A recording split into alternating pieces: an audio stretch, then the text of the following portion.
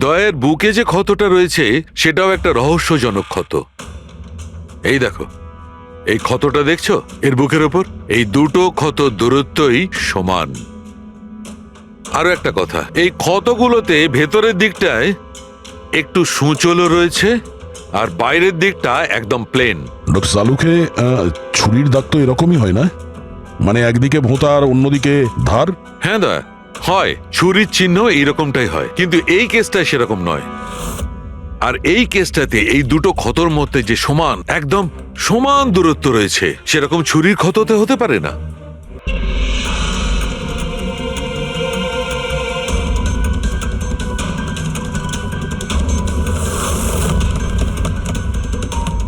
Nikhil Nikhil sir, Nikhil open the door sir. কি হয়েছে ভাই?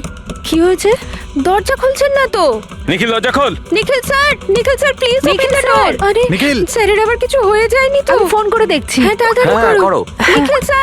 নিখিল স্যার আপনি কি আমাদের কথা শুনতে পাচ্ছেন? তো ফোনও তুলছেন না। আরে এটা কি করে হতে পারে? নিখিল স্যার আপনি ভেতরে আছেন এখন কি? হয়তো কাল রাতের হ্যাংওভার কাটেনি। তুই চুপ করবি? হ্যাঁ, হাউসকিপিং, তোমার কাছে এক্সট্রা চাবি আছে না? হ্যাঁ দাও আমাকে। স্যার চাবি তো নেই, হারিয়ে আরে গেছে। হারিয়ে গেছে স্যার, মানে এটা কি? দরজা এরকম করে খুলুন, হারিয়ে যাবে স্যার। নাকি? আমি এসে গেছি, ওয়েট। এটা কি করে হলো? তুমি কি কার্ড হারিয়ে ফেলেছো? দেখুন আপনারা এইসব পরে ডিসকাস করবেন, এখন প্লিজ দরজাটা আমার খুলুন। কাছে গেস্ট রুমের ডুপ্লিকেট কি কার্ড আছে। নিখিল নিখিল নিখিল স্যার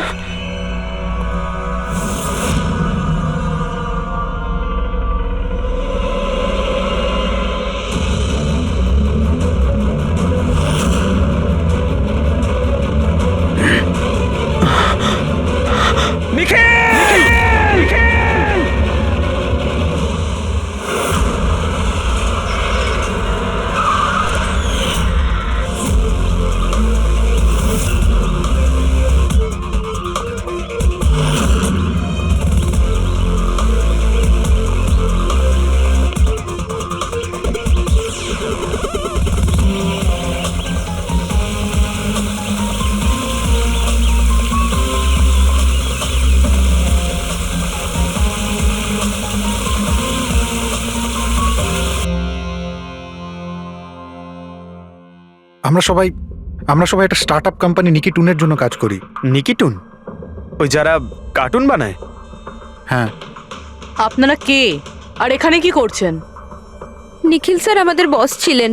উনি ইউএস এর একটা বড় কোম্পানির অফার পেয়েছিলেন, তাই স্যার নিজেই ইনফ্যাক্ট আমাদের সাথে সেলিব্রেট করবেন বলেই এই পার্টি রেখেছিলেন।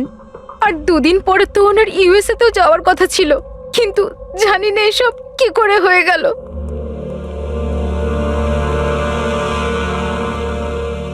প্লিজ নিজেকে একটু সামলান।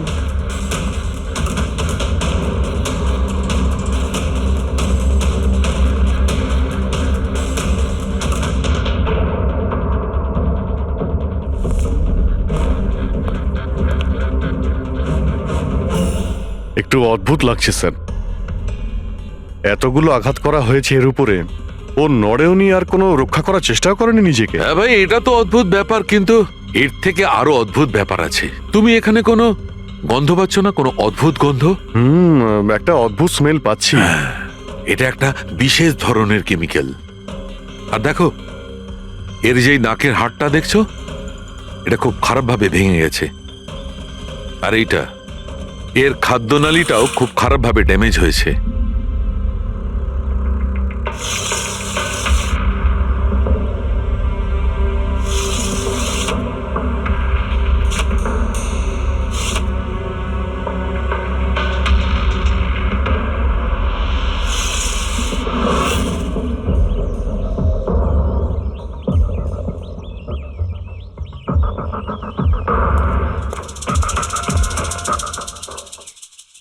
খুন পুরো প্ল্যান করেই করা হয়েছে। এই দেখো, এই ভ্যাক্সটা এই শাটারের লকে লাগিয়ে দেওয়া হয়েছে, যাতে এই লকটা ঠিকমতো বন্ধ না হয় আর খুনি খুব সহজে ভেতরে আসতে পারে। স্যার তার মানে খুনি এখান থেকে এসেছে?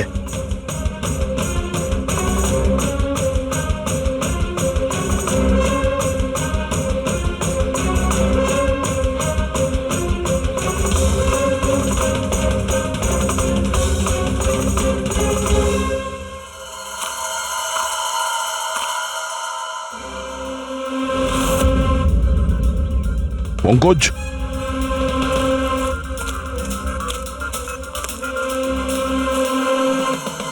জুতোর ছাপ। স্যার দেখে তো মনে হচ্ছে 11 নম্বরের জুতো। তুমি একটা কাজ করো, প্লাস্টার প্যারিস নিয়ে এসো আর জুতোর ছাপের একটা কাস্ট বানাও।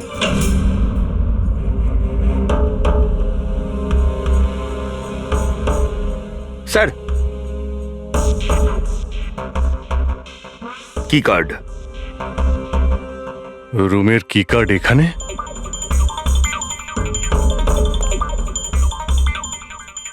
আর তো আগে থেকে এখানে আছে।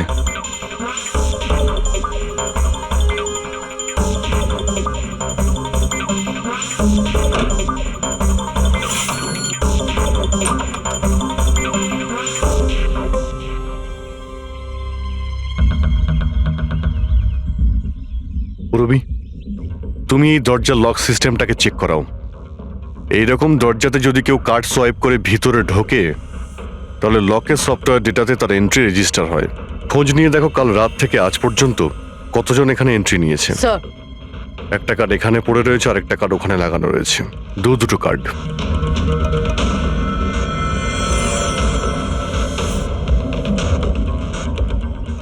এত বড় অবহেলা!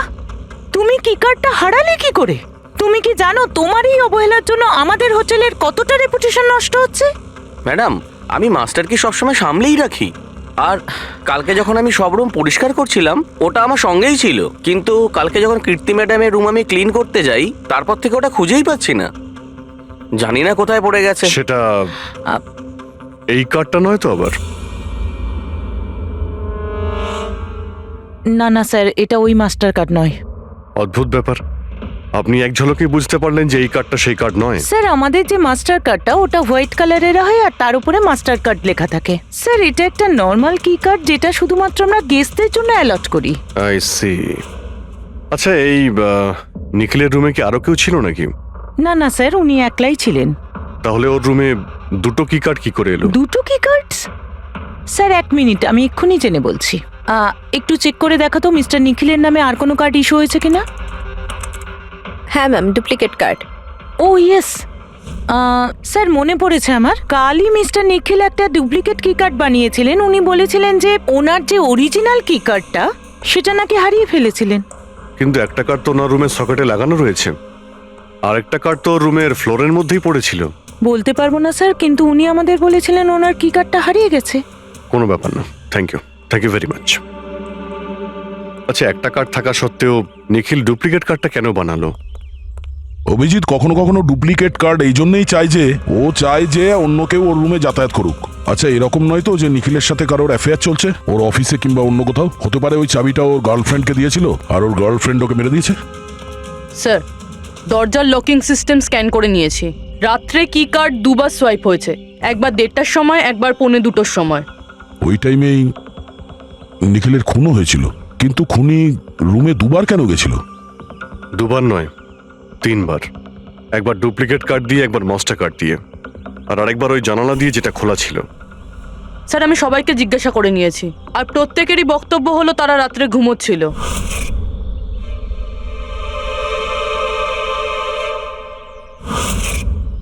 সবাই ঘুমিয়েছিল? তাহলে ওই 3 জনকে যারা নিখিলের ঘরে ঢুকেছিল, আর তাদের মধ্যে খুনি কে?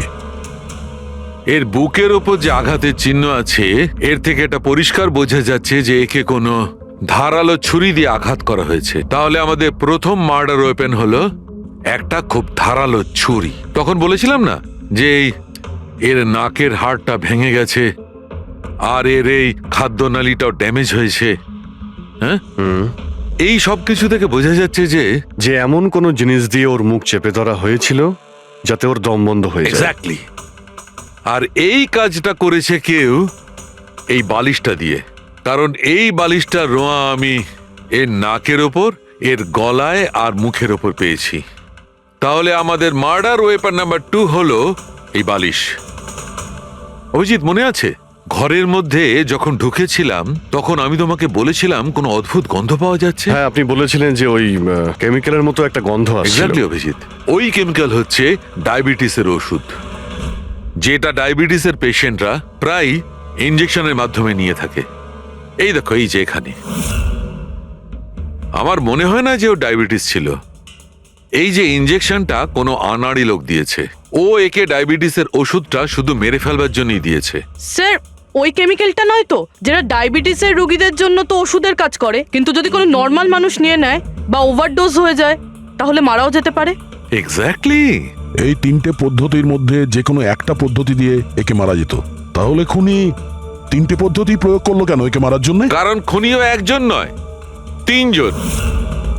কি? ঠিক আছে, মেনে নিচ্ছি যে একে 3 রকম পদ্ধতিতে মারা হয়েছে, কিন্তু জানতে কি করে পারবো যে কোন পদ্ধতির দ্বারা এই লোকটা মারা গেছে? এইটাই সবচেয়ে বড় দাঁদা বস। এইটা সলভ করা এখনো বাকি আছে। আচ্ছা, এই পার্টিটা কি নিখিল নিজেই দিয়েছিল? হ্যাঁ স্যার, অ্যাকচুয়ালি ও ইউএসএ থেকে একটা ভালো জব অফার পেয়েছিল, তাই ওটা সেলিব্রেট করার জন্য আমাদের সবাইকে নিয়ে একটা গেট টুগেদার রেখেছিল। তার মানে নিখিলের সমস্ত স্টাফেরা এখানে এসেছিল? হ্যাঁ, নিখিল স্যারের টিমের সবাই এখানে উপস্থিত আছে। নিখিল নিজের রুমের ডুপ্লিকেট চাবি বানিয়েছিল, যদিও ওর কাছে অরিজিনাল চাবিটাও ছিল। এই ব্যাপারে তোমরা কেউ কিছু বলতে পারবে? আগে ম্যাম, সে ব্যাপারে তো আমরা কিছুই জানি না। আচ্ছা, ওর কারোর সঙ্গে কোনো অ্যাফেয়ার চলছিল নাকি? অ্যাফেয়ার? নিখিলের তো একটাই অ্যাফেয়ার ছিল। কার সাথে? নিজের কাজের সঙ্গে স্যার। উনি এত ডিটারমাইন্ড আর অ্যাম্বিশাস ছিলেন যে সব সময় শুধু কাজ কাজ আর কাজ। আচ্ছা, যখন নিখিল মারা যায় তখন আপনারা কখন জানতে পারলেন? মানে কিভাবে জানলেন? অ্যাকচুয়ালি স্যার, কালকে পার্টির পরে খুব ঝামেলা হয়ে গেছিল, তাই সকালে আমরা ভাবলাম যে একবার গিয়ে ওর সাথে সবকিছু শর্ট আউট করে নিই। তো যখন ওর রুমে গেলাম, আমরা অনেকক্ষণ ধরে দরজা ধাক্কা দিয়েছিলাম।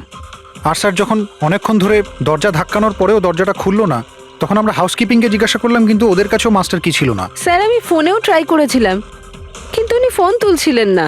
আচ্ছা, তারপরে যখন ফাইনালি ম্যানেজার এসে মাস্টার কি দিয়ে দরজাটা খুললো, আমরা ভেতরে গিয়ে দেখলাম যে নিখিলের লাশ পড়ে আছে। কাল রাতে পার্টি হয়েছিল, খুব হইচই হয় আর খুনও হয়। গল্পটা অনেক লম্বা মনে হচ্ছে, আমাদের একটু ভালো করে শুনতে হবে।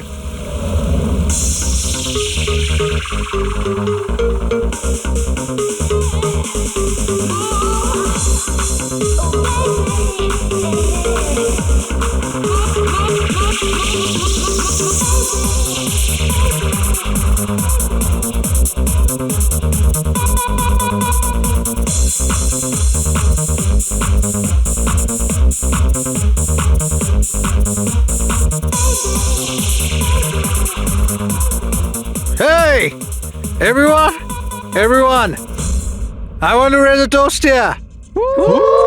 Yay! A toast for the boss. কিন্তু কংগ্রাচুলেশনস ভাই। ভাই, এত বড় চাকরি পেয়ে গেছিস ভাই। থ্যাঙ্কস। আর শুধু থ্যাঙ্কস? আরে তো বল না, কি চাই তোর? আমার আমার আমি আমার অধিকার চাই, যেটা তুই কেড়ে নিয়েছিস। ইনফ্যাক্ট আমাদের সবার। বল, দিবি? হ্যাঁ, এই যে তুই ইউএসএর চাকরি নিয়ে তো লাফাচ্ছিস না, এই অপরচুনিটিটা তুই আমাদের সবাইকে ঠকিয়ে পেয়েছিস। এবার তুই লিমিট ক্রস করে যাচ্ছিস। লিমিটও নয় নিখিল, তুই লিমিট ক্রস করেছিস, বুঝলি? কি বাজে কথা বলছিস তোরা?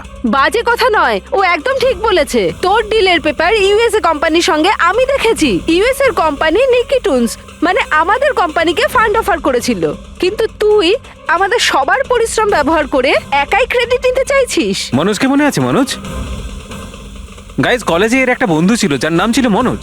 The guy was really intelligent, very intelligent.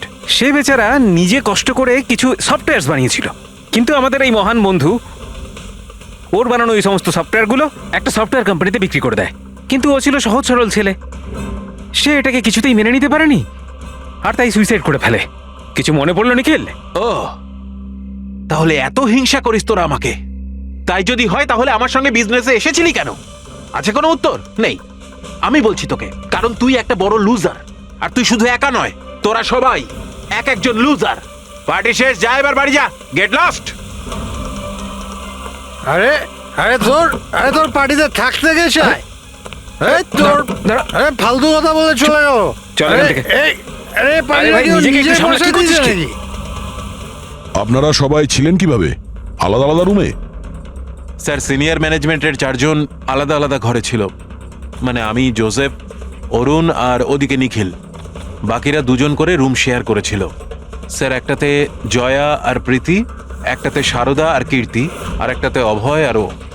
আপনারা আপনাদের রুমে যাওয়ার পরে আর বাইরে বের হননি? কিন্তু পার্টি তো অনেক তাড়াতাড়ি শেষ হয়ে গেছিল না? আর আপনারা ভালো ছেলের মতো সবাই নিজের রুমে গিয়ে শুয়ে পড়েছিলেন, হ্যাঁ? স্যার আসলে আমি আর সারদা সারা রাত গল্প করেছিলাম, কারণ পার্টিতে যা কিছু হয়েছিল সেগুলো আমরা ভুলতে পারছিলাম না। হ্যাঁ স্যার, আমরা তো রুমেই ছিলাম আর প্রায় আমরা ভোর 5টা পর্যন্ত গল্প করেছি। স্যার আমার তো কিছু করার ক্ষমতাই ছিল না। আমি তো পার্টি থেকে রুমে ফিরলাম আর শুয়ে পড়লাম, আর তারপর সকালেই আমার চোখ খুলেছিল। ঠিক স্যার, এর অবস্থা তো একটু বেশি খারাপ ছিল। ইনফ্যাক্ট এতটাই খারাপ যে রাতে বারবার উঠে আমাকে চেক করতে হচ্ছিল। স্যার আমি তো তাড়াতাড়ি ঘুমিয়ে পড়েছিলাম, কিন্তু হ্যাঁ রিদ্ধি রাতে অনলাইন ছিল। হ্যাঁ স্যার, আমি আমার বয়ফ্রেন্ডের সাথে ভিডিও কলে কথা বলছিলাম। ও লন্ডনে থাকে, তাই আমাদের টাইম জোন আলাদা। আমরা প্রায় ভোর 4টে পর্যন্ত কথা বলি। আপনি চাইলে আমার কল লগ চেক করতে পারেন। আর জোসেফ, জোসেফ কোথায়? জোসেফ? জোসেফ? ও তো আমার মনে হয় স্যার রাতের পার্টির পর থেকেই উধাও। কি বলতে চাইছো উধাও মানে? স্যার রাতে পার্টিতে ও আমাদের সঙ্গেই ছিল, তারপর আমরা আমাদের রুমে চলে যাই, কিন্তু জানি না স্যার ও যেন কোথায় চলে গেছে। আর স্যার যখন সকালে এইসব হচ্ছিল আমি ওকে ফোনও করেছিলাম, কিন্তু স্যার ওর ফোনটা ঢুকলো না। পরে যখন আমি রিসেপশনে গিয়ে এনকোয়ারি করি তখন জানতে পারি ও রাত্রেই হোটেল থেকে বেরিয়ে গেছে। একটা লোকের খুন হয় আর আরেকটা লোক উধাও, আর এই কথাটা আপনারা এখন আমাদের বলছেন? আপনারা যেতে পারেন, যান।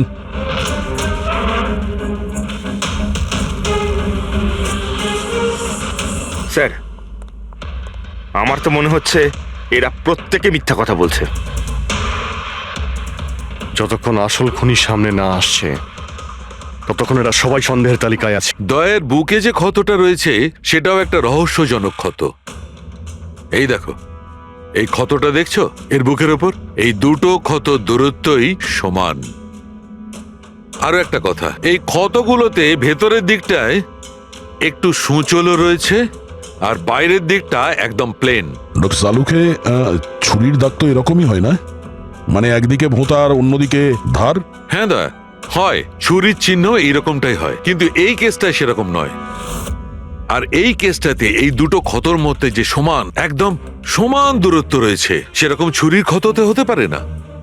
তাই আমার মনে হয় এই ক্ষতটা কাঁচির, বুঝলে, কাঁচির, যাতে সূচল দিকটা ভেতরের দিকে থাকে আর প্লেন দিকটা বাইরের দিকে থাকে। আর এই কাঁচিটাও খুব সাধারণ এলেবেলে কাঁচি নয়। স্যার আমি কাঁচিটা বাইরে গার্ডেনের থেকে পেলাম।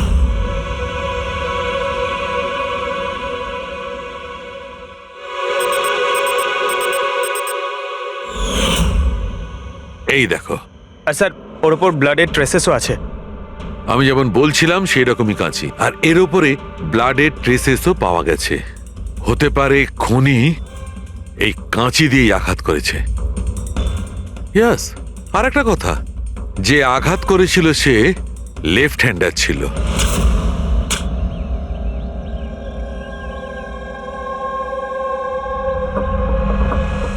এই দেখো, যখন কোনো লোক বাঁ হাত দিয়ে আঘাত করে তখন ক্ষতটা ডান দিকে হয়, আর যদি ডান দিক থেকে আঘাত করা হয় তখন ক্ষতটা বাঁ দিকে হয়। যেহেতু এর ক্ষতটা ডান দিকে হয়েছে, তার মানে আমি নিশ্চিতভাবে বলতে পারি যে আঘাতটা করেছে সে একজন লেফটি, বাঁহাতি। আর একটা কথা, যেই আঘাতটা করুক না কেন সে একজন পুরুষ, কারণ এতবার, এত গভীর ক্ষত, প্রায় 7 ইঞ্চি গভীর ক্ষত, তার জন্য তো খুব শক্তি দরকার। তার মানে খুনি লেফট হ্যান্ডেড, খুব শক্তিশালী লোক। আর তার জুতোর সাইজ 11।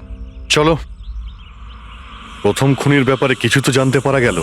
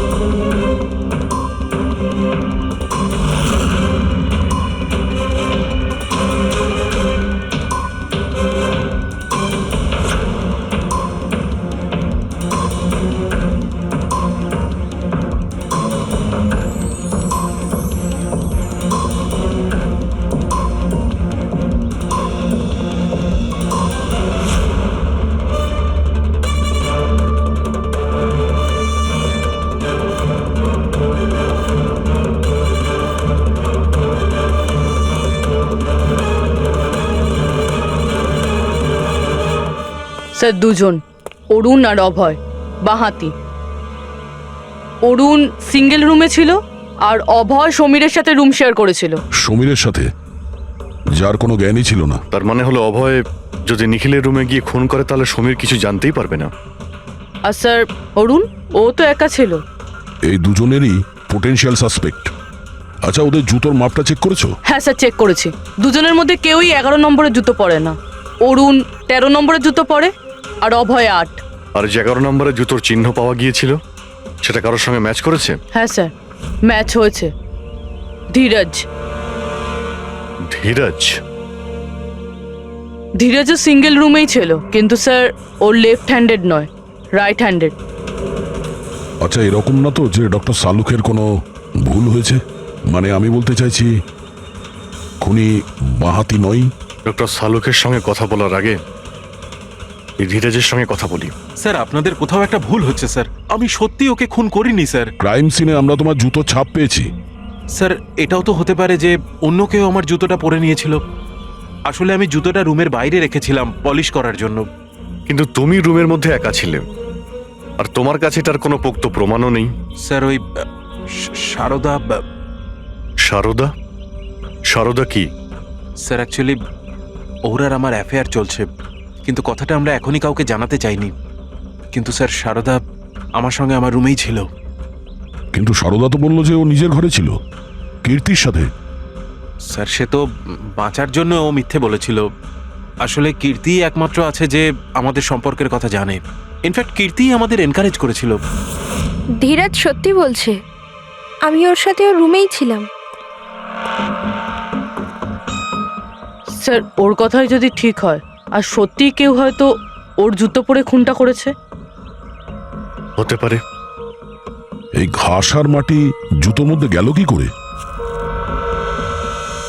এমন কিছু আছে যা আমরা এড়িয়ে যাচ্ছি।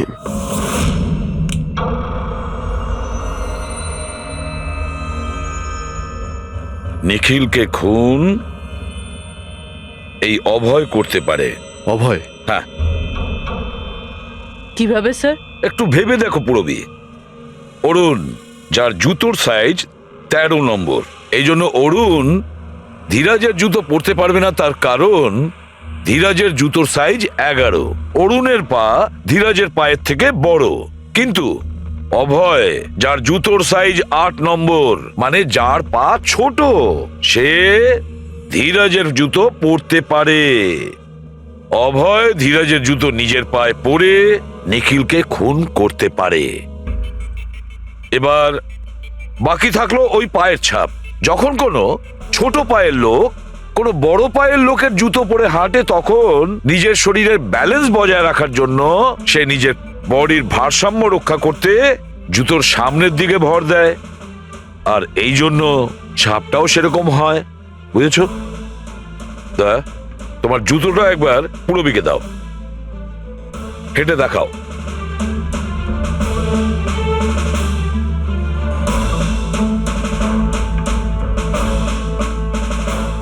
এবারে হাঁটো।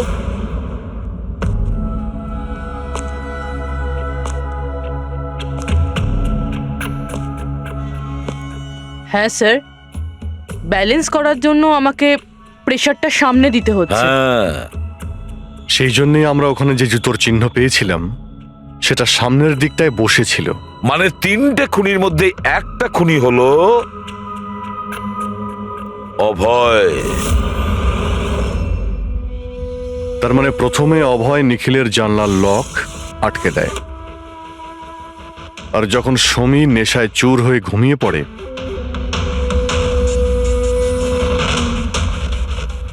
অভয় বাইরে যায়, ধীরাজের জুতো পরে,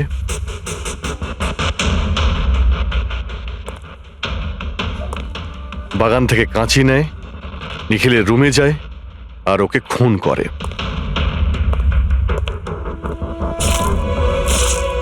এবার খোঁজ নিতে হবে বাকি 2জন খুনি কারা, আর এই 3 জনের মধ্যে প্রথম কে খুন করেছে।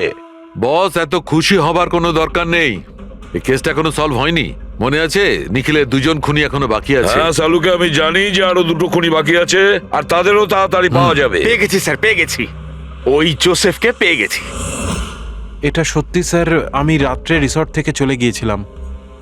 কারণ স্যার আমার ডায়াবেটিস আছে, আর আমাকে সারাদিনে 3 বার ডায়াবেটিসের ইঞ্জেকশন নিতে হয়। আর স্যার আমি যখন রাত্রে ডায়াবেটিসের ইঞ্জেকশন নিতে যাই তখন দেখি মেডিকেল কিটটা রুম থেকে উধাও। তাই স্যার বাধ্য হয়ে ইঞ্জেকশন নিতে আমায় বাড়ি ফিরে যেতে হয়। ভেবেছিলাম সকালেই ফিরে আসব। এর মানেটা কি? তোমার ডায়াবেটিসের কিট উধাও হয়ে গিয়েছিল?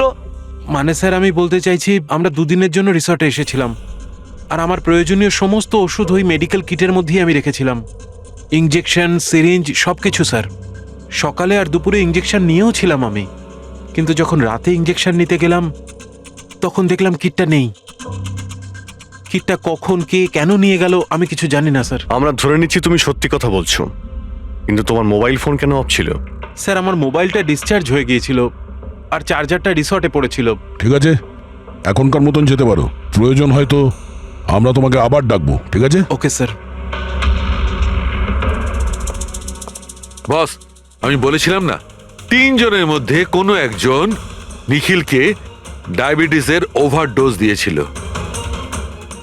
কিন্তু স্যার এ পার্টি শেষ হতেই বাইরে চলে গিয়েছিল, আর সারা রাত্রি বাইরেই ছিল। আমার মনে হয় না যে ও খুন করেছে।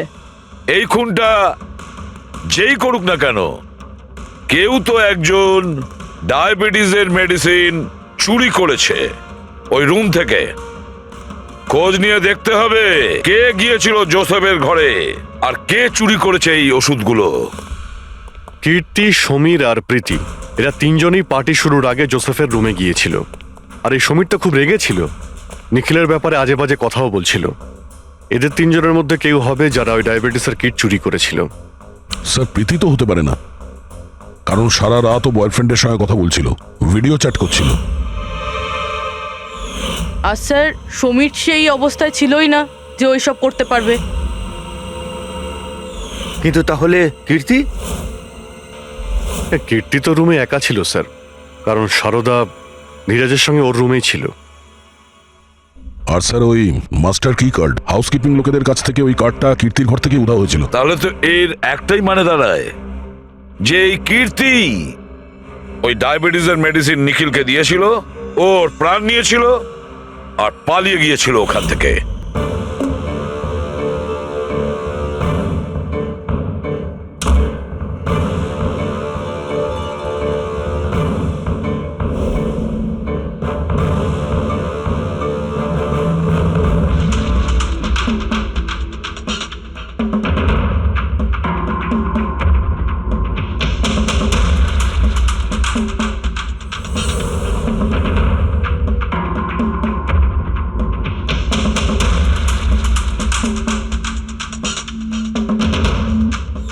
স্যার, 2 জনকে তো পেয়ে গেলাম।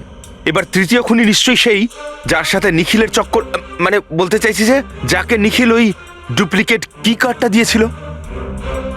তৃতীয় খুনি ওই যে বালিশ দিয়ে নিখিলের শ্বাসরোধ করেছে, যাতে ওর নাক আর শ্বাসনালী ভেঙে যায়।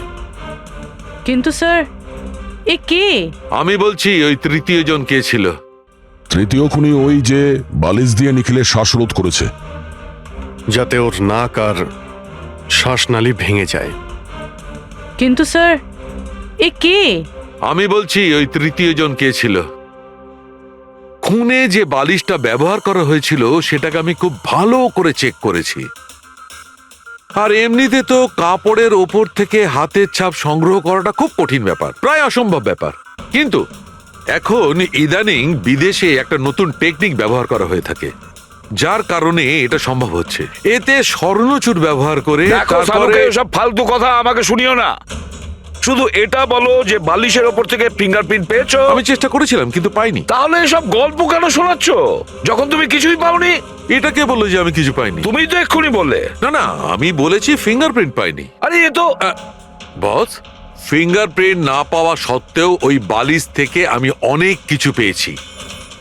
এক তো ওই বালিশের ওপর থেকে কারোর হাতের চামড়ার ছোট ছোট টুকরো পেয়েছি, ওটাকে আমি ডিএনএ টেস্টে পাঠিয়েছি। আর ওই বালিশটাকে আমি যখন আরো ভালো করে চেক করলাম তখন আমি ওর ওপর থেকে পেলাম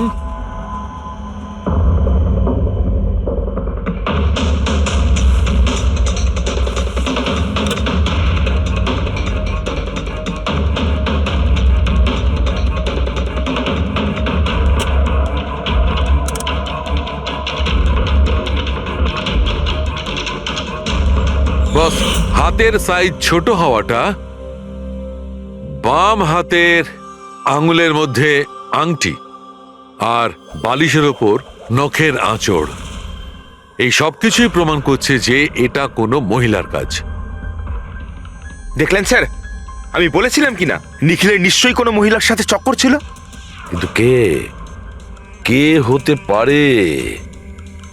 এরা ওই হাতের ছাপের সঙ্গে ওদের হাতের ছাপ ম্যাচ করিয়ে দেখুক না। না সালুকে, তাতে কোনো লাভ নেই, এতে কিচ্ছু হবে না। কেন? এবার দেখো, এই ধীরজ সারদার সঙ্গে নিজের রুমে ছিল, জোসেফ ও তো রিসোর্টে ছিলই না, কীর্তি এই কীর্তি ডায়াবেটিসের ওষুধ দিয়ে নিখিলকে মেরে ফেলে, অভয় এই অভয় নিখিলকে কাঁচি দিয়ে মেরে ফেলে, কাঁচি দিয়ে। জয়া তো ঘুমিয়েছিল রিসর্টে নিজের রুমে, প্রীতি সারা রাত ভিডিও কলিং এ এনগেজ ছিল, সমীর তো ড্রিঙ্ক করে বেহুশ ছিল। তাহলে এদের মধ্যে বাকি থাকলো অরুণ, যার কাছে কোনো প্রমাণ নেই। ও বলেছে ও একাই নাকি রুমে ছিল। অরুণ? কিন্তু বস, খুনি তো কোনো মহিলা। সেই জন্যই তো সালুকে এদের মধ্যে কারোর হ্যান্ডপ্রিন্ট ম্যাচ করবে না, এদের মধ্যে কারোর হ্যান্ডপ্রিন্ট ম্যাচ করবে না, কারণ খুনি এদের মধ্যে কেউই নয়, এদের মধ্যে কেউই না, অন্য কেউ। আর আমি জানি সে কে।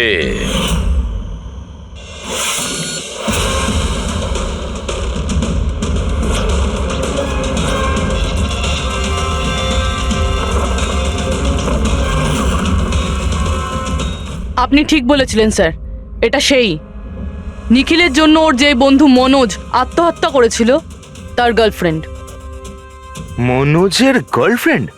কিন্তু নিখিল সেই মেয়েটাকে কি কার্ড দিতে যাবে কেন? দেয়নি, ওই কি কার্ডও নিজেই বানিয়েছিল। নিখিলের রুমের কি কার্ড তো কখনো চুরিই হয়নি, আর না কখনো সে ছায়াকে বলেছিল যে তার রুমের ডুপ্লিকেট কি কার্ড বানিয়ে দিতে। ওই ডুপ্লিকেট কি কার্ড তো ছায়া বানিয়েছিল, সেটাও নিজে নিজে। তারপরে নিখিলের রুমে যায় আর নিখিলকে খুন করে দেয়। নিজের প্রেমিক মনোজের মৃত্যুর প্রতিশোধ নেয়, ও প্রতিশোধ নেয়। বলুন স্যার, আবার আমাদেরকে ডাকলেন কেন? আগে হ্যাঁ, আপনাদের আমরা এই কারণে ডেকেছি, কারণ খুনিকে আমরা জানতে পেরেছি। আপনারা জেনে গেছেন স্যার কে সে? আপনার জানার খুব তাড়া দেখছি। স্যার সে তো আমি এমনি জিজ্ঞেস আচ্ছা, করছি। মিস্টার অভয়, তোমার কি মনে হয় কে খুন করেছে? স্যার এটা আমি কি করে বলতে পারবো, এটা তো আপনাদের জানার কথা। আমরা তো জানি, আপনারাও কিছু আন্দাজ করুন। মিস ছায়া, আপনার কিছু আন্দাজ আছে? সেটা আমি কি করে বলতে পারি? দেখুন প্লিজ আপনারা তাড়াতাড়ি করুন, আমায় যেতে হবে, জরুরি কাজ আছে। আরে হ্যাঁ, আপনার তো তাড়া রয়েছে। যেমন খুনের রাতে ছিল, নিখিলকে বালিশ দিয়ে খুন করার পরে তাড়াহুড়ো করে ওখান থেকে বেরোনোর সময় আপনি এই ডুপ্লিকেট কার্ডকে ওখানে ভুলে আসেন। মনে পড়ছে কি আপনার? এসব কি বলছেন কি? আমি কেন ওকে খুন করব? আমি তো ওকে চিনি না। অফকোর্স আপনি ওকে চেনেন। আপনারই বয়ফ্রেন্ড কয়েক বছর আগে এই নিখিলের জন্যই আত্মহত্যা করেছিল না? তারই প্রতিশোধ নিচ্ছেন তো আপনি? তার মানে আপনারা বলছেন মনোজ ওর বয়ফ্রেন্ড ছিল? গাইজ, কলেজে এর একটা বন্ধু ছিল যার নাম ছিল Manoj. The guy was really intelligent, very intelligent. সে বেচারা নিজে কষ্ট করে কিছু সফটওয়্যার বানিয়েছিল, কিন্তু আমাদের এই মহান বন্ধু ওর বানানো এই সমস্ত সফটওয়্যারগুলো একটা সফটওয়্যার কোম্পানিতে বিক্রি করে দেয়। সে এটাকে কিছুতেই মেনে নিতে পারেনি, আর তাই সুইসাইড করে ফেলে। তার মানে নিখিলকে খুন ও করেছে? তিনজন নিখিলকে মেরেছে, তিনজন, আর তারা তোমাদের মধ্যেই আছে। এটা কি বলছেন স্যার আপনি? এটাই যেটা আপনি শুনলেন। জিজ্ঞাসা করুন মিস্টার অভয় মৃস্কৃতিকে। কি অভয়, আমরা তো প্রমাণ পেয়ে গেছি। এখন তোমরা নিজেদের দোষ নিজেরা স্বীকার করবে নাকি পুরো ঘটনাটা আমাদের থেকেই শুনবে? বলছি স্যার, এই নিখিল আমাদের সবাইকে ঠকিয়েছিল স্যার, আর সেই কথাটা আমি কিছুতেই ভুলতে পারছিলাম না স্যার। আর শুধু সেই রাগের কারণে আমি ওকে খুন করে ফেলেছিলাম স্যার। ও যে ইউএস এর অপরচুনিটি পেয়েছিল তাতে আমাদের সবার পরিশ্রম ছিল, আর ও আমাদের সবাইকে বাদ দিয়ে একাই ক্রেডিট নিতে চাইছিল। আমি এটা সহ্য করতে পারিনি, আর আমি জোসেফের ডায়াবেটিসের ইনজেকশন দিয়ে ওকে মেরে ফেলি। যাক, ভালো হয়েছে তোমরা সবাই নিজেদের অপরাধ স্বীকার করেছো। এদেরকে অ্যারেস্ট করো। কিন্তু স্যার আপনারা এইভাবে আমাদের অ্যারেস্ট করতে পারেন না। তোমার মাথা ঠিক আছে তো? তোমাদের সবার বিরুদ্ধে প্রমাণ আছে আমাদের কাছে। প্রমাণ? আপনাদের কাছে এই প্রমাণ আছে যে আমরা ওকে মারার চেষ্টা করেছিলাম। এবার তিনটে আলাদা আলাদা লোক আলাদা আলাদা ভাবে মারার চেষ্টা করেছে, তাহলে তিনজন তো খুনি হতে পারে না। খুনি সেই যে প্রথমে মারার চেষ্টা করেছিল, আর বাকি দুজন ওরা লাশকে মারার চেষ্টা করেছিল। এবার যতক্ষণ না আপনারা এটা প্রুফ করছেন যে প্রথমে মারার চেষ্টা কে করেছে, আপনারা আমাদের গ্রেফতার করতেই পারেন না। আর যদি গ্রেফতার করেও নেন তাহলে আমাদের বিরুদ্ধে কোনো কেস হবে না, কারণ মৃত ব্যক্তিকে কেউ 3 বার মারতেই পারে না। কীর্তি, ছায়া, অভয়, তোমাদের তিনজনের মধ্যে আসল খুনি কে সেটা আমরা খুব তাড়াতাড়ি বলবো। কিন্তু একটা কথা খুব ভালো করে মনে রেখো, আজ পর্যন্ত কোনো অপরাধী আমাদের হাত থেকে নিস্তার পায়নি। খুব ভালো করে মনে রাখবে।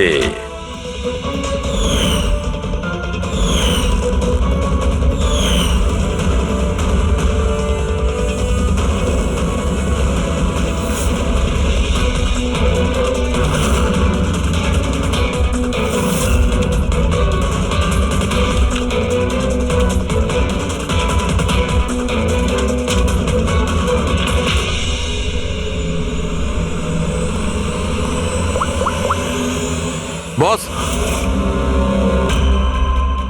নিখিলের ওপর তিনজন আলাদা আলাদা লোক 3 রকম ভাবে আঘাত করেছিল। সবার আগে আপনার কথা ধরা যাক, কীর্তি, রাইট? আপনি নিখিলকে ডায়াবেটিসের ওষুধের ওভারডোজ দিয়েছিলেন, ইনজেক্ট করেছিলেন। সাধারণত যখন আমরা কাউকে ওষুধ দিই বা বিষও দিই, তখন সেটা মানুষের দেহে ছড়িয়ে পড়ে তার রক্ত প্রবাহের মাধ্যমে। ওষুধ বা বিষ প্রথমে হার্টে পৌঁছায়, তারপর হার্ট সেটাকে পাম্প করে পুরো শরীরে ছড়িয়ে দেয়। কিন্তু এই ওষুধটা যেটা আপনি নিখিলকে দিয়েছিলেন সেটা ওর পুরো শরীরে ছড়ায়নি, বরং কিছুটা ওষুধ তো বাইরেই বেরিয়ে এসেছিল। কেন? কারণ ওর হার্ট কাজই করছিল না, হার্ট পাম্পই করছিল না, সেই জন্যে ওটা ওষুধটাকে পাম্পই করেনি। মানে যখন আপনি নিখিলকে ওষুধটা দিয়েছিলেন ততক্ষণে নিখিল মারা গেছে। এবার আপনি, আপনার নাম কি? অভয়। অভয়। অভয় একটা বড় কাঁচি দিয়ে খুব জোরে ওর বুকে আঘাত করেছিল, রাইট? এরকম অবস্থায় কোনো লোক কোনো ধারালো অস্ত্র দিয়ে যদি কারোর বুকের উপর আঘাত করে তাহলে কি হবে? তখন রক্তের ফোয়ারা ছুটবে। কিন্তু নিখিলের কেসে এমনটা হয়নি। কয়েক ফোঁটা রক্ত বেরিয়েছিল, আর সেটাও গড়িয়ে গড়িয়ে ওর শরীরের বাইরে আসছিল। কেন? এগেইন ওর হার্ট রক্তকে পাম্পই করছিল না। এই জন্য করছিল না যে হার্ট তখন কাজই করছিল না। মানে এটা পরিষ্কার, আপনি যখন ওকে কাঁচি দিয়ে আঘাত করেছিলেন ততক্ষণে নিখিল মারা গেছিল। তার মানে এটাই, নিখিলকে সবার আগে যে মারতে এসেছিল অভয় তুমি ছিলে না।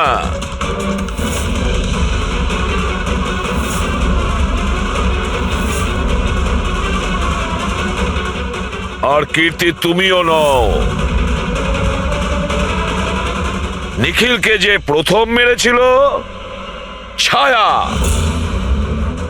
নিখিলের প্রাণ নিয়েছে এই ছায়া।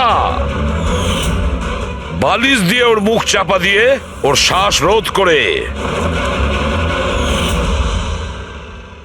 কি ছায়া, আর কোনো প্রমাণ চাই তোমার? এবার সবকিছু পরিষ্কার। অভয় আর কীর্তি, তোমাদের খুন করার অপরাধে তোমাদের দুজনের অন্তত 7-8 বছরের জেল অবশ্যই হবে। আর ছায়া, তোমার নিখিলকে খুনের অপরাধে বাকি জীবনটা জেলের গড়াদের পিছনে পচে মরতে হবে। সারা জীবন জেলের গড়াদের পেছনে বসে।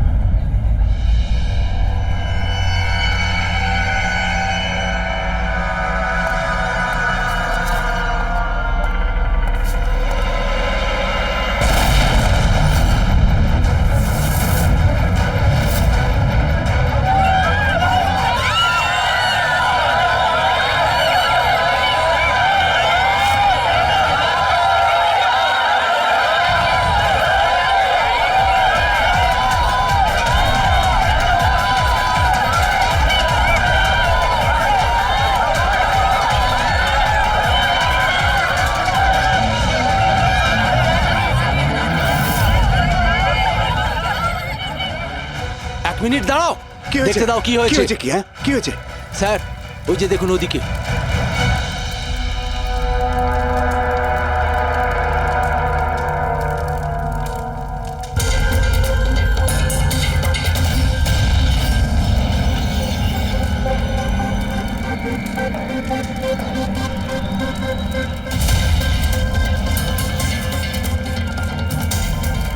ওই দেখুন স্যার।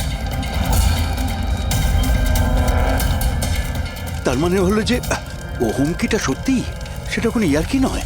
কিন্তু এ কে? মনে হয় এ সুইসাইড বম্বার। সিআইডিকে ফোন করো।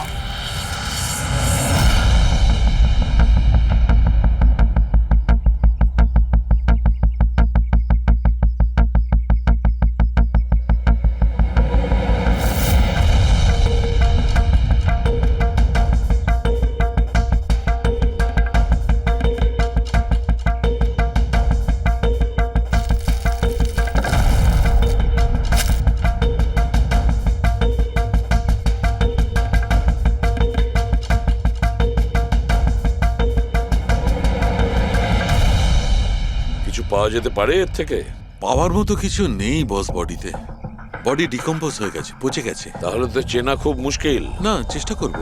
সবার আগে এই হাড়ের ওপর যে মাংস টুকরো আছে, টিস্যুত আছে, এগুলোকে সরিয়ে হাড়টাকে একদম পরিষ্কার করে দেখি। ঠিক আছে। আইডেন্টিফিকেশনের কোনো চান্স আছে? চেষ্টা করবো দা।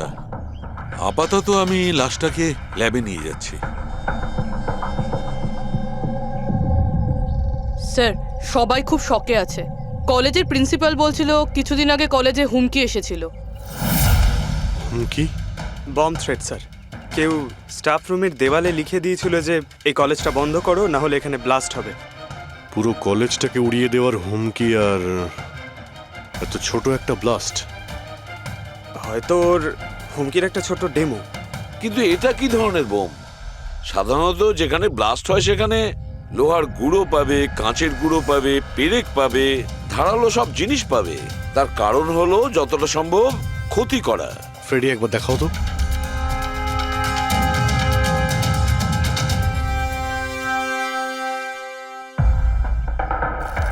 না স্যার, সেরকম তো কিছু দেখতে পেলাম না।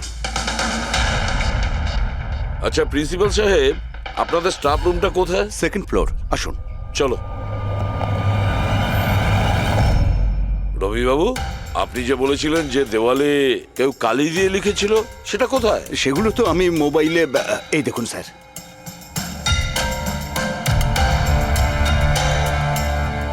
তো আপনারা তো তাড়াতাড়ি কি ছিল এই দেওয়ালটা রং করার? সমস্ত স্টাফেরা খুব ঘাবড়ে গিয়েছিল, সবাই চিন্তা করছিল, আর কলেজের পরিবেশ খারাপ হচ্ছিল। তারপর এক্সামিনের সময় এসে গেছিল, সেই জন্যই আমি মুছে দিয়েছি। কিন্তু এই পেনটা কে করেছে? ওই তো আমাদের রাম আদর্শ, আমাদের কলেজের কন্ট্রাক্টর। ওই করেছে রং। আমি ভাবলাম যে যদি এই লেখাগুলো মুছে দিই সবাই কাজে মন দিতে পারবে।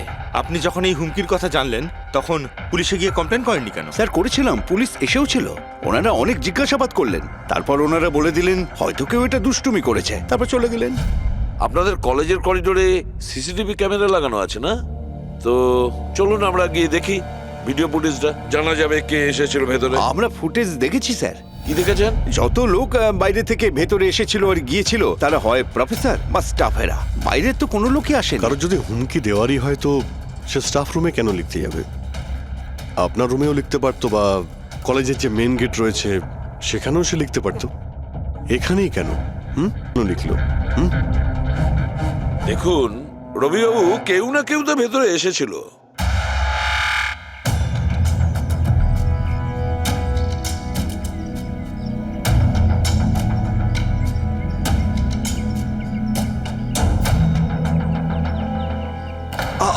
আরে স্যার, স্যার অভিজিৎ,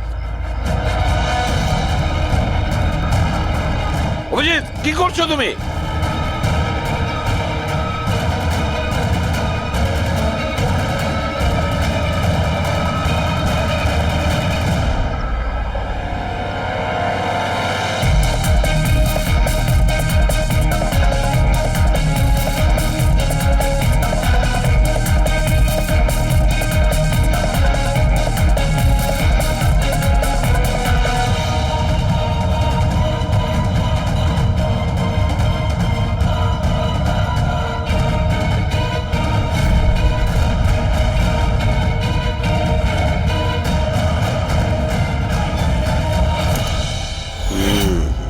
যেখানে ব্লাস্ট হয়েছিল সেই স্পটটা এই জানালার একদম নিচেই, আর এই জানালাটা স্টাফ রুমের একদম পাশেই, আর জানালার ঠিক লাগোয়া হলো এই বেঞ্চ।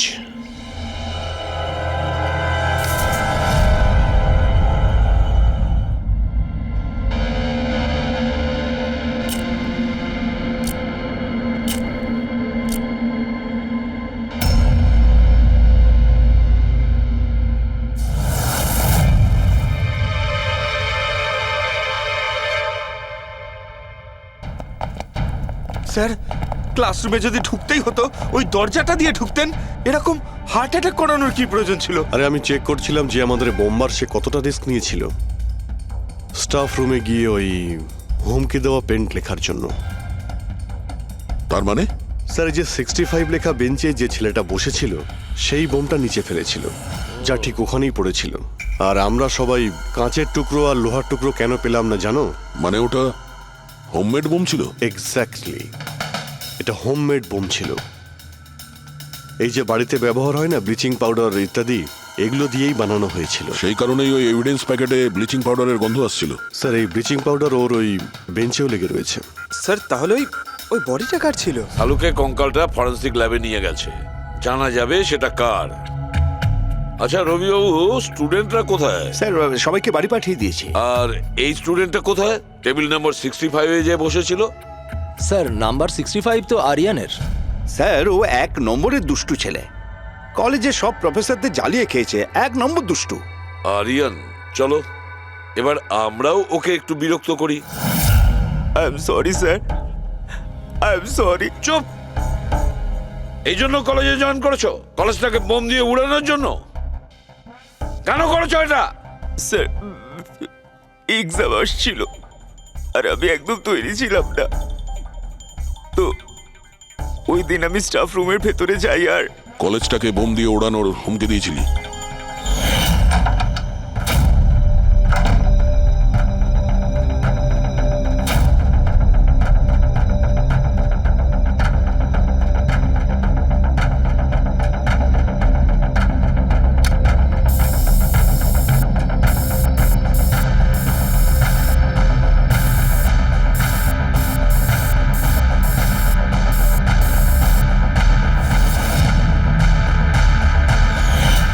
আমি ভেবেছিলাম যে এতে কলেজ ম্যানেজমেন্ট ভয় পেয়ে যাবে আর এক্সামকে পোস্টপোন করে দেবে, যাতে আমি আরেকটু সময় পেয়ে যাই তৈরি হতে। আচ্ছা, এইসব বোম টোম বানানো তুমি কোথা থেকে শিখেছো? স্যার, ইন্টারনেট থেকে শিখেছি, ওখানেই সব ইনফরমেশন পাওয়া যায়। স্যার, ওখান থেকে যে কেউ বোম বানানো শিখতে পারে। আমিও তাই করেছিলাম। আর এক্সামের দিন ক্লাসরুমে আমি এক্সাম শুরু হওয়ার আগে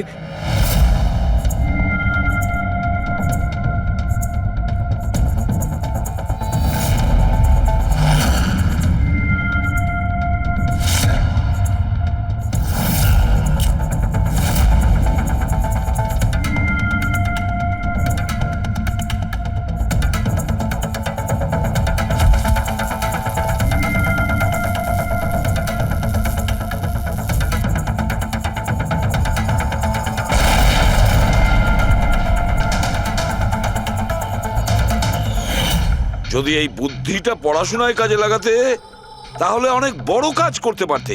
স্যার আমি এইসব এক্সামটা বন্ধ করতে করেছিলাম। স্যার আমি কাউকে মারতে চাইনি। কিন্তু মেরেছো তো ঠিকই না? না বস, আরিয়ানের কারণে কারোর প্রাণ যায়নি। এটা কি বলছো তুমি সালুকে? বোম ব্লাস্ট করেছে ও কলেজে? হ্যাঁ বস, বম ব্লাস্ট করেছে। আর ওই বম ব্লাস্টের কারণে একটা মার্ডার কেস আমাদের সামনে এসে হাজির হয়েছে।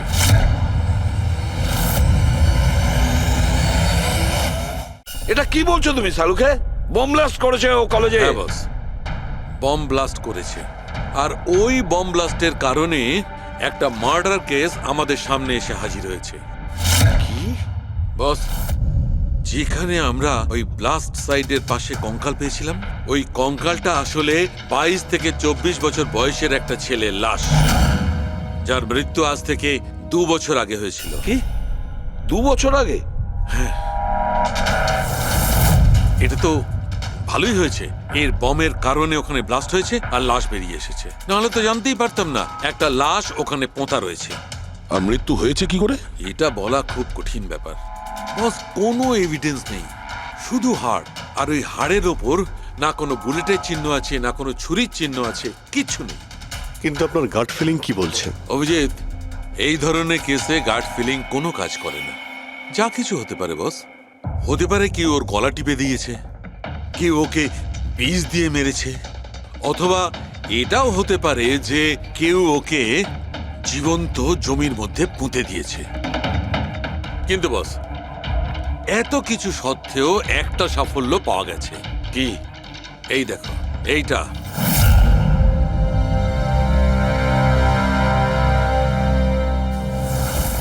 এই সেই ছেলেটা?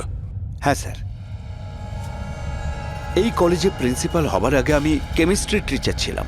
সব ছাত্রছাত্রীদেরই আমি পোক করতাম যাতে কেমিস্ট্রিতে তাদের রুচি আসে, কিন্তু একে কখনো আমায় পোক করতে হয়নি, কারণ প্রথম থেকেই এর কেমিস্ট্রির প্রতি নজর ছিল। খুব ব্রিলিয়েন্ট ছিল স্যার। আর্থ ন্যাশনাল কেমিস্ট্রি অলিম্পিয়াড অ্যাওয়ার্ড 2015, 2 বছর আগে। আগে হ্যাঁ, আমরা এই অ্যাওয়ার্ড পেয়েছিলাম।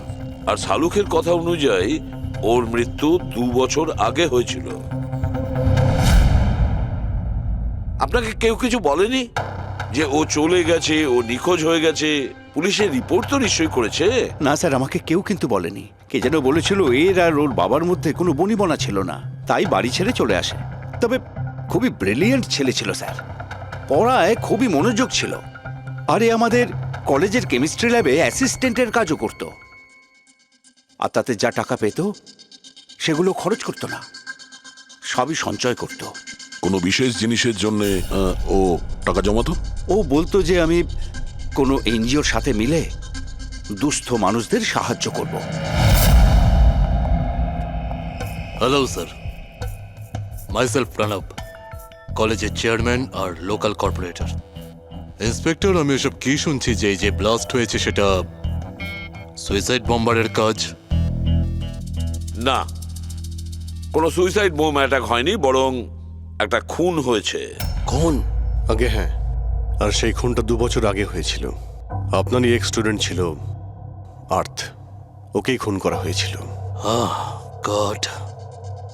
ইন্সপেক্টর প্লিজ, আমাদের স্টুডেন্টের ওপর এর একটা খারাপ প্রভাব পড়ছে, আর আমি কলেজটা খুব তাড়াতাড়ি আবার খুলতে চাই। So please I request you, এই কেসটা যত তাড়াতাড়ি সম্ভব সলভ করুন। আমরাও এটাই চাই। Thank you. অ্যান্ড ইয়েস, আপনাদের কোনো রকমের কোনো সাহায্যের প্রয়োজন হলে একটুও দ্বিধাবোধ করবেন না, আমি যা করতে পারি করব। আপাতত শুধু ওর বাড়ির ঠিকানাটা দিলেই হবে। স্যার আমার মনে হয়েছিল ও আমার উপর রেগে আছে, আমার উপরে অভিমান করেছে। হয়তো ওর রাগ কমে গেলে নিজের থেকেই বাড়ি ফিরে আসবে, কিন্তু কি করে জানো সে ও? কিন্তু আমরা শুনেছি যে আপনাদের মধ্যে সবসময় নাকি কোনো না কোনো ঝামেলা হতো।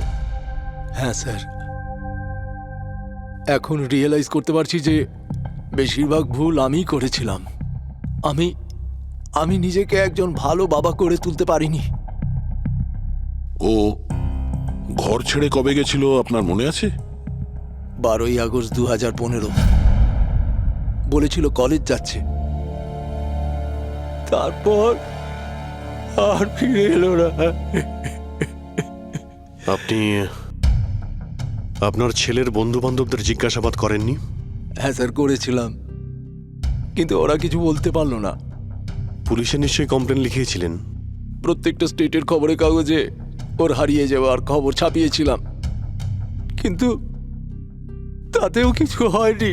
আমরা ওর রুমটা কি একবার দেখতে পারি? স্যার, ও চলে যাওয়ার পর থেকে ঘরটা বন্ধই রেখে দিয়েছিলাম। যদি আপনারা মনে করেন যে এখান থেকে কিছু নিলে ওর খুনিকে ধরা সম্ভব হবে, তাহলে প্লিজ প্লিজ আপনারা নিতে পারেন। এসব কেমিস্ট্রির বই, আমরা তো কিছু বুঝতেই পারবো না এর। ডক্টর সালুকে স্যারকে পাঠিয়ে দিই, যদি উনি কিছু বলতে পারেন। আচ্ছা, এই যে ফটোগ্রাফটা আছে এইখানে, কলেজের প্রিন্সিপাল স্যারের সঙ্গে যে 4 জন আছে এইখানে, এদের সবাইকে চেনেন আপনি? হ্যাঁ, এরা ওর ছোটবেলাকার বন্ধু। তুষার, লোকেশ, বীর, খুশি, ওরা সব কলেজে একসাথেই পড়তো আর খুব ভালো বন্ধু ছিল। আচ্ছা, এদের সঙ্গে একবার দেখা করি। এদের অ্যাড্রেস দিন তো আমায়। হ্যাঁ,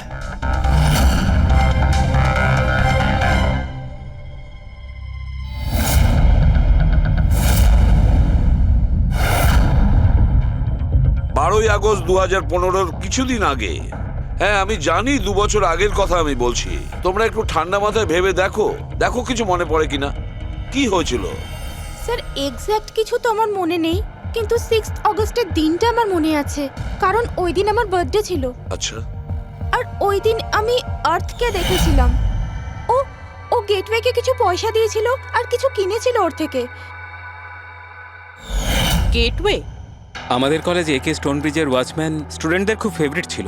ওর সামনের দুটো দাঁতের মাঝখানে খুব বড় একটা ফাঁক ছিল, এই জন্যই আমরা ওকে গেটওয়ে অফ স্টোনব্রিজ বলে ডাকতাম। এমনি তো ওর আসল নাম কি ছিল? জানি না স্যার, আমরা কোনোদিন কোনোরকমভাবে ওকে জিজ্ঞেসই করিনি ওর নাম কি ছিল।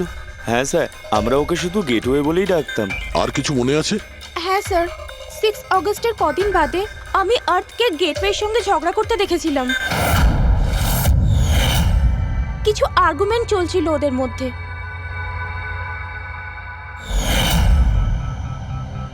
ঠিক আছে, তোমরা যেতে পারো, যদি দরকার পড়ে তোমাদের আবার ডাকবো।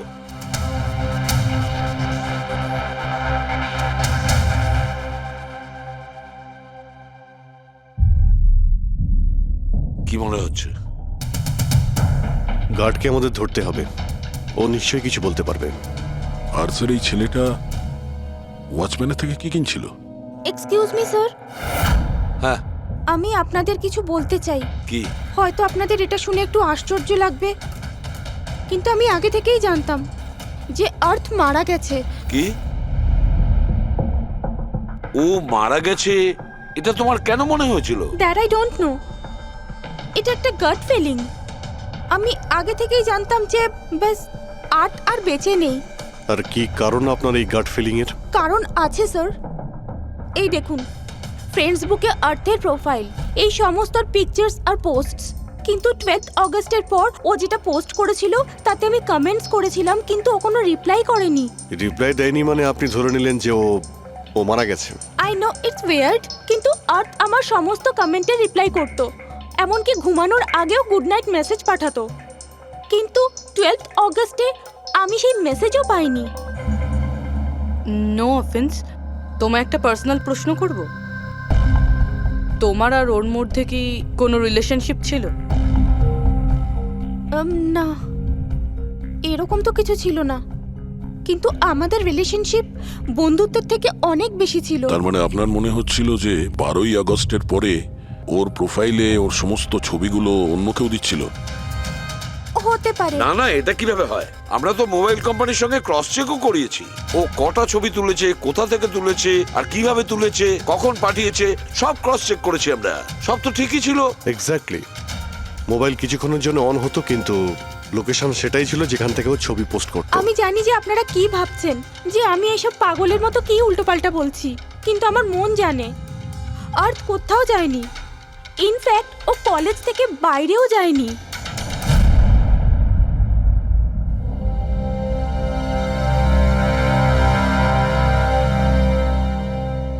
স্যার, হ্যাঁ স্যার এটা দেখুন। খুশি ঠিক বলছিল, আর্থ কোথাও যায়নি। এটা কি করে সম্ভব? স্যার, আমি সব ছবির রিভার্স ইমেজ চেক করেছি। রিভার্স ইমেজ মানে যা থেকে তার ডিটেলসটা পাওয়া যায়? হ্যাঁ স্যার, যদি ধরুন কোনো ছবি আমরা ইন্টারনেটে আপলোড করি, তাহলে সেই ছবির সব ডিটেলস আমরা পেয়ে যাব। কটার সময় তোলা হয়েছিল, কোথায় তোলা হয়েছিল, সব। আর যদি ওই ছবি কেউ কোনো এডিট করতে চায় বা ট্যাম্পারিং করতে চায়, তাহলে আমরা অরিজিনাল ফটোটাও কি আছে সেটা বুঝে যাব। আর স্যার, 12ই আগস্টের পর থেকে যতগুলো ছবি আপলোড করেছিল, আমি সেগুলোর রিভার্স ইমেজ চেক করেছি। এই দেখুন স্যার, কি পেয়েছি।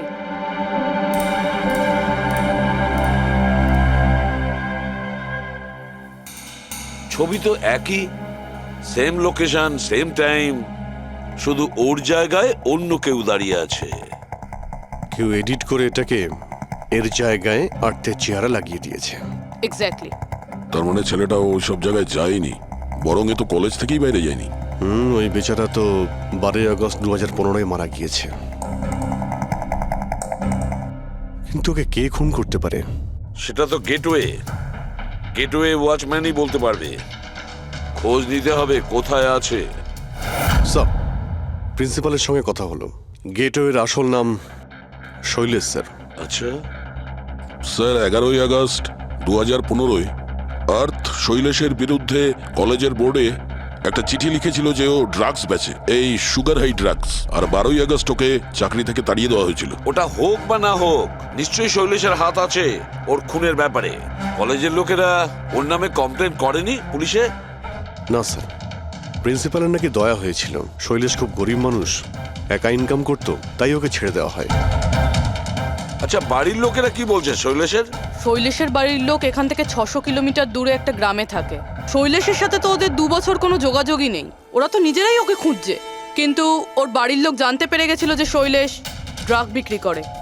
তো ওরা এটা ভেবে নিয়েছে ওকে হয়তো পুলিশে ধরে নিয়েছে আর জেলে পড়ে রয়েছে। এ কিরকম ফ্যামিলি?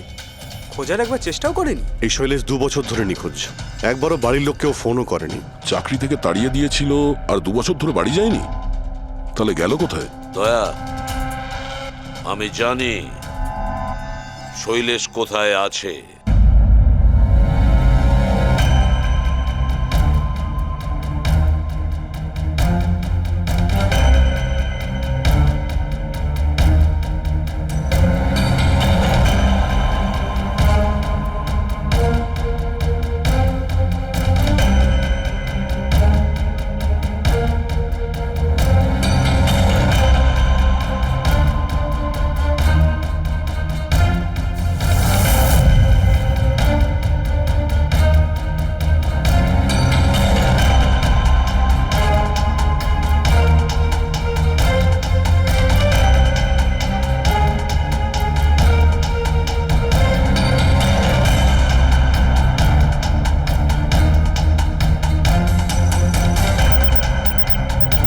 স্যার, স্যার,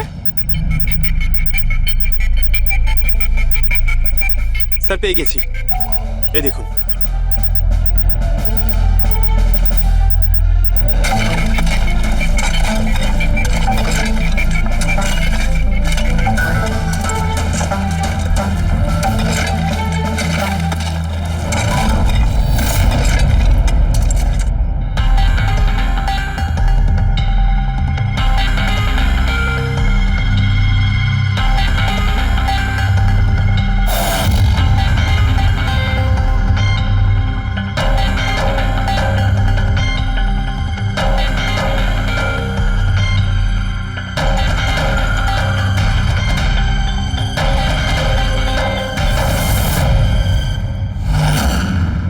লাশটা তো পুরোপুরি কঙ্কাল হয়ে গিয়েছে।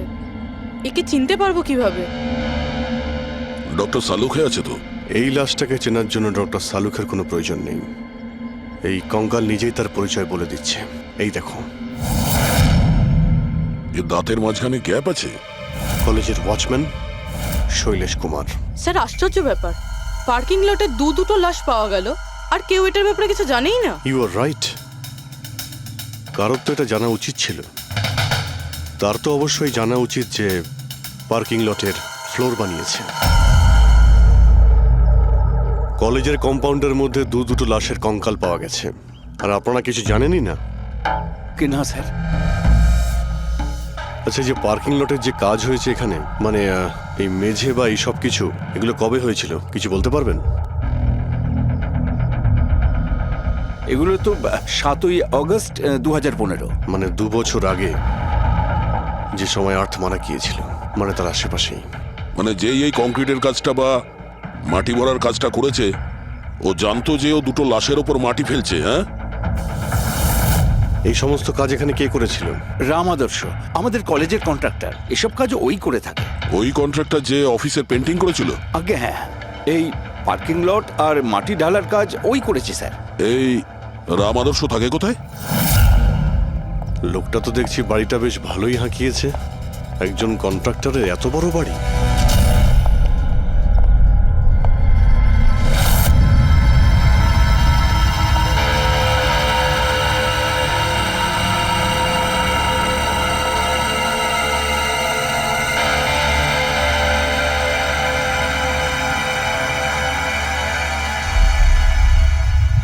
আচ্ছা দাদা, এটা কি করে হলো?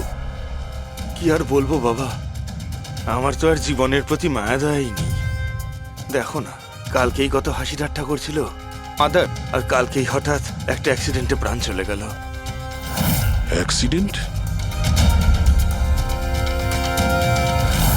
অ্যাক্সিডেন্ট? আগে আর্থ আর শৈলেশ মরেছিল, এখন এই রাম আদর্শ। একমাত্র এই ছিল যে এই কেসের শেষ সাক্ষী। এটা কারো প্ল্যান মনে হচ্ছে বস। আর এটা তো কোনো কাকতালীয় হতে পারে না। মনে হচ্ছে কেউ জেনে গেছে যে আমরা এই কেসটাকে ইনভেস্টিগেট করছি, নিজের জীবন বাঁচানোর জন্য রাম আদর্শকে মেরে দিল। আমার তো মনে হয় এই কলেজেরই কেউ হবে। সে কে এটা জানতে কলেজের হিস্ট্রি ঘাঁটতেই হবে। স্যার, স্টোনব্রিজ কলেজের ফিনান্সিয়াল হিস্ট্রি একদম ক্লিন। টাকা বা ডোনেশনের ক্ষেত্রে কোনো ঘাপলা নেই। স্যার এই আর্টিকেলটা পেয়েছি। 3 আগস্ট 2015-তে একে স্টোনব্রিজ কলেজের কেমিস্ট্রি ল্যাবে স্টুডেন্টদের ওপর একটা আজব সাইড এফেক্ট হয়েছিল। সবাই অজ্ঞান হয়ে গিয়েছিল। মনে হয় কোনো কেমিক্যাল রিয়াকশন ছিল। এটা কি ধরনের কেমিক্যাল? স্যার, ওটা তো অথরিটিসও জানতে পারেনি। সবাই এটাই মেনে নিয়েছিল যে কোনো একটা স্টুডেন্ট হয়তো দুটো কেমিক্যালকে একসাথে মিলিয়ে ফেলেছিল। কেমিক্যাল রিঅ্যাকশনের এত স্ট্রং এফেক্ট যে সেটা পুরো ল্যাবে ছড়িয়ে পড়ে। হতে পারে অভিজিৎ, কিছু কিছু কেমিক্যালের খুব স্ট্রং রিয়াকশন হয়, যেমন হচ্ছে নেনথানাইট। বস, আমি ওর কেমিক্যাল জার্নাল দেখেছি। ওখানে একটা অদ্ভুত জিনিস দেখেছিলাম। 10ই আগস্ট 2015-তে ওর কেমিক্যাল জার্নালে একটা বিশেষ কথা লিখেছিল। কি? আর্থ কেমিক্যাল ল্যাবে সুগার হাই ড্রাগের টেস্টিং করে ওর কেমিক্যাল ফর্মুলা বের করে লিখেছিল সুগার হাই, যাকে কেমিক্যাল ভাষাতে নেনথানাইনও বলে। এটা একটা বিশেষ ধরনের ড্রাগ, যেটা একটা অদ্ভুত নেশা সৃষ্টি করে। কিন্তু এই আর্থ সুগার হাই এর টেস্টিং করছিল কেন? 1 মিনিট, এগুলো আমরা নোট করি। 3 আগস্ট 2015 স্টোনব্রিজ কলেজের স্টুডেন্টরা অজ্ঞান হয়ে গিয়েছিল। 6 আগস্ট 6 তারিখ খুশি আর্থকে শৈলেশের সঙ্গে সুগার হাই ড্রাগ কিনতে দেখে ফেলেছে। 7ই আগস্ট কলেজের পার্কিং লট তৈরি হয়, কনস্ট্রাকশন শুরু হয়। 10th আগস্ট আর্থ সুগার হাই কেমিস্ট্রি ল্যাবরেটরিতে টেস্ট করে। 11ই আগস্ট আর্থ কলেজ বোর্ডকে জানিয়েছিল শৈলেশ কলেজে ড্রাগস বিক্রি করে। 12ই আগস্ট 2015 শৈলেশকে চাকরি থেকে বরখাস্ত করা হয়। আর ওই দিনেই, মানে 12ই আগস্টের দিনেই আর্থকে খুন করা হয়।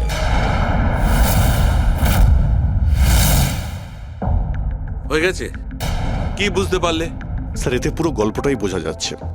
এমন কেউ ছিল যে কেমিস্ট্রি ল্যাবেই সুগার হাই ড্রাগস বানাতো। তোমার এরকম কেন মনে হচ্ছে? তাহলে আন্দাজে বলছি না, কনফার্ম কলেজের মধ্যে কেউ তো একজন ছিল যে সুগার হাই ড্রাগস বানাতো। আর সেটাও রাতে, যখন কেউ থাকতো না। আর তার সঙ্গ দিচ্ছিল কলেজের ওয়াচম্যান শৈলেশ। আর সেই ড্রাগসই শৈলেশ কলেজের স্টুডেন্টদের বেচতো। সেই কারণেই 3 তারিখে স্টুডেন্টস ল্যাবে অজ্ঞান হয়ে গেছিল স্যার। তার আগের রাতে ড্রাগস বানানোর পরে ওরা ওই জিনিসপত্রগুলো ঠিকমতো পরিষ্কার করেনি, সেই কারণেই হয়তো একটা স্ট্রং কেমিক্যাল রিয়াকশন হয়েছিল। এবারে বুঝতে পেরেছো? সেটা তো বুঝলাম, কিন্তু ভাই আমাকে একটা কথা বলো, আর্থের সন্দেহ কেন হয়েছিল? কারণ স্যার ও ল্যাবে অ্যাসিস্ট্যান্টের কাজ করতো।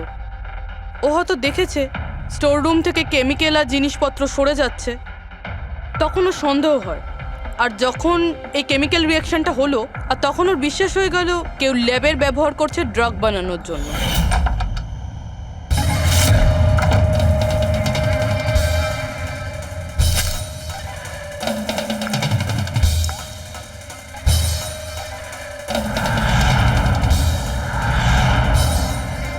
তারপর 10 তারিখে আর্থ ল্যাবে সুগার হাইয়ের টেস্ট করেছিল, এইটা জানার জন্য যে ওগুলো সত্যি সত্যি ড্রাগস কিনা। তারপর টেস্টের পরে টেস্টের সমস্ত ডিটেল ও একটা রিপোর্টে লিখে নিল। যখন ওর জানতে পারলো যে এই সুগার হাই একটা ড্রাগস, তখন ও কলেজ বোর্ডকে একটা চিঠি লিখেছিল। যখন এই কথা ওই ড্রাগ বানানো লোকেরা জানতে পারলো, তখন ওরা ভয় পেয়ে গেছিল কে এই অর্থ ওদের কাছে পৌঁছে যাবে, সেই কারণে আর্থকে মেরে দিয়েছিল। তারপরে স্যার শৈলেশকে মারে, যাতে ওর কোনো উইটনেসই না বেঁচে থাকে। কিন্তু স্যার এরকমটা কে করতে পারে? যে কেউ হতে পারে, যার কেমিস্ট্রির ওপর খুব ভালো দখল আছে আর যে সবসময় ল্যাবে যাতায়াত করতো। স্যার ওই কলেজের প্রিন্সিপাল, উনি তো শৈলেশকেও পুলিশের কাছে দেননি। কেমিস্ট্রির নলেজ তো লোকেশ, তুষার আর বীরেরও রয়েছে। হায়ার স্টাডির জন্য ওরা বড় বড় ইনস্টিটিউটেও গিয়েছিল, তাও সেটা স্টুডেন্ট লোন বা স্কলারশিপ ছাড়া। এত টাকা পেলো কোথা থেকে ওরা? স্যার হতে পারে তার মা বাবা দিয়েছে, বা এমনও হতে পারে কোনো বেআইনি কাজ করেছে টাকার জন্য। যে কেউ হতে পারে, এদের মধ্যে কেউ বা বাইরের কেউ, কাউকে ভরসা করা যায় না। একটা কথা, এই আপনাদের এই খুশির ওপর ভরসা আছে স্যার? কেন দয়া? মানে যদি এই খুশি ভরসা করার মতন হয়, তাহলে আমার কাছে একটা প্ল্যান আছে। কিরকম প্ল্যান? আর্থ, শৈলেশ আর রাম আদর্শ তিনজনেই মারা গেছে, আর তোমার ষড়যন্ত্র আমি সব জানি। আর যদি তুমি চাও যে এটা গোপন থাকুক, তাহলে আজকে কলেজের পার্কিং লটে 1 কোটি টাকা নিয়ে চলে এসো। এই মেল পড়ে খুনি খুব ঘাবড়ে যাবে, এটা মনে করে যে কেউ তো আছে যে ওর আসল ব্যাপারটা জানে। স্যার আই এম শিওর আজ রাতেও নিশ্চয়ই আসবে। আর উইটনেসকে মারার চেষ্টাও করবে। তাই তো আমি বলছি স্যার, এসব কিছুর জন্য খুশির জীবনের রিস্ক নেওয়া কি ঠিক হবে? যদি অচেনা কাউকে দেখে খুনি ওখানে না আসে। আর আমাদের এমন কাউকে চাই যে ওই কলেজেই পড়ে, আর যাকে দেখে ওর মনে হয় যে হ্যাঁ, এ হয়তো ওর আসল ব্যাপারটা জানে। খুশি, তুমি একদম ভয় পাবে না, আমাদের টিম ওখানে থাকবে। ওকে, কিচ্ছু হবে না তোমার। এটা জিপিএস মাইক্রোচিপ, তুমি এটা তোমার কাছে রাখবে, আমরা তোমাকে ট্র্যাক করতে থাকবো।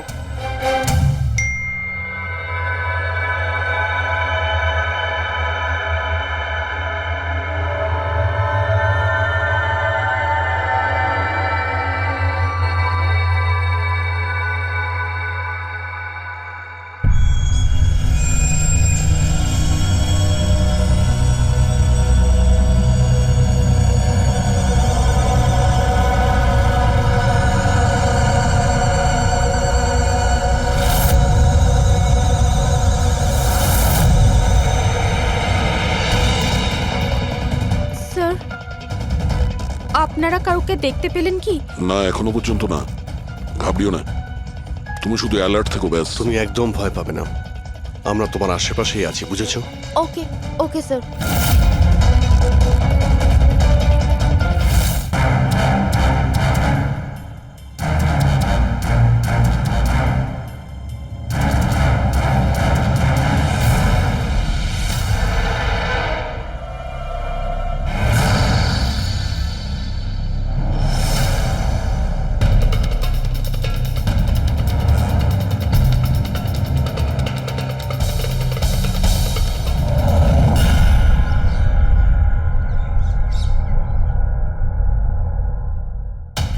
স্যার খুনি মেল পড়েও আসেনি?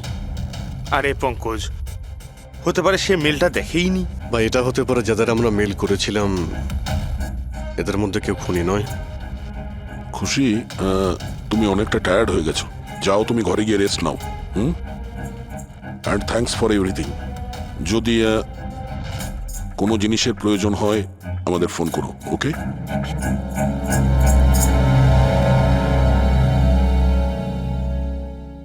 ভাই এরকম হতেই পারে না যে ওরা মেল পাওয়ার পরে ওখানে চেক করতে আসবে না। রবি, লোকেশনটা ভালো করে চেক করো যেখানে খুশি ছিল, তার আশপাশে আর কে কে ছিল। এই রাম আদর্শের ডিটেলসও চেক করতে হবে, এত বড় লোক কি করে হলো। খুনিকে ব্ল্যাকমেল করছে হয়তো। ব্ল্যাকমেল যদি করেই থাকে তো ওর টাকা কোথা থেকে আসতো? ফ্রেডি, ওর অ্যাকাউন্টটা ভালো করে চেক করো, দেখো ওর কাছে টাকা কোথা থেকে আসতো। স্যার পেয়ে গেছি। কাল রাতে তুষার, লোকেশ আর বীরের লোকেশন কলেজের আশেপাশেই ছিল। মানে এরা তিনজন মিলে ড্রাগস বানাচ্ছিল? এদের সবার ডিটেলসটা বের করো পঙ্কজ। কিন্তু স্যার এরা যদি ওখানেই থেকে থাকে তাহলে পার্কিং লটে এলো না কেন? দেখতে এসেছিল হয়তো যে ওদের ব্ল্যাকমেল কে করছে।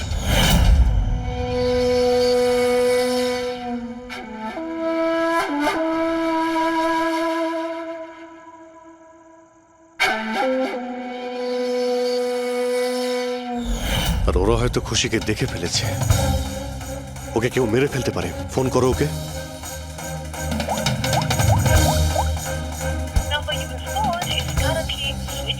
সুইচ অফ আসছে। Switched off? স্যার এই তো 2 মিনিট আগেও ফেসবুকে একটা স্ট্যাটাস আপডেট করলো, need a break, going on holiday. তাহলে ফোনটা সুইচ অফ হলো কি করে? আচ্ছা, খুশির কিছু ওই চিপ যেটা আমরা দিয়েছিলাম সেটা হয়তো ওর কাছেই আছে। ও লোকেশন ট্র্যাক করো কোথায় আছে। স্যার, এই রাম আদর্শ রাম কাহিনী আমার মাথায় ঢুকে গেছে। 2রা আগস্ট 2015-র পরে ও একটার পর একটা বড় বড় গভর্নমেন্ট প্রজেক্ট পেতে থাকে এবং তার ফলেই ও আজকে এত বড় লোক। আর এই সমস্ত প্রজেক্ট দিয়েছিল একটাই লোক, প্রণব, কলেজের চেয়ারম্যান। স্যার, একটা শকিং নিউজ আছে। প্রণব তুষারের আঙ্কেল। মাই গড, এর মানে হলো তুষার আর তার বন্ধুরা এই কলেজে ড্রাগ বানাচ্ছে আর প্রণব ওদের প্রশ্রয় দিচ্ছে। আর এখন ওরা খুশিকে মারতে চাইছে। স্যার, স্যার খুশির লোকেশন খুঁজে পেয়েছি।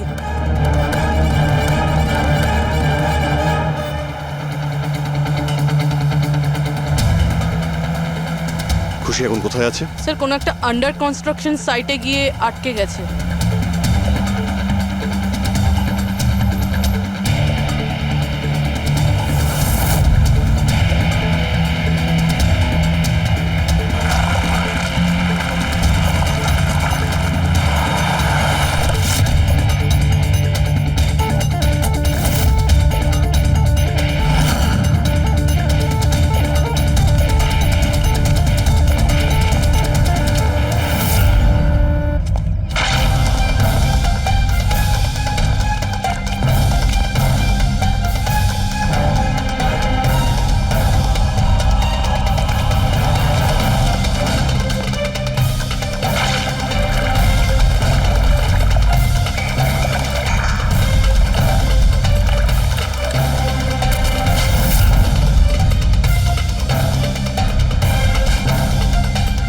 একদম টাটকা সিমেন্ট।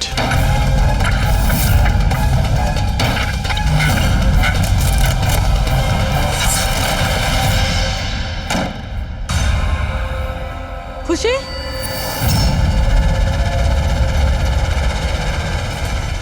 খুশি? খুশি? স্যার, স্যার এ বেঁচে আছে।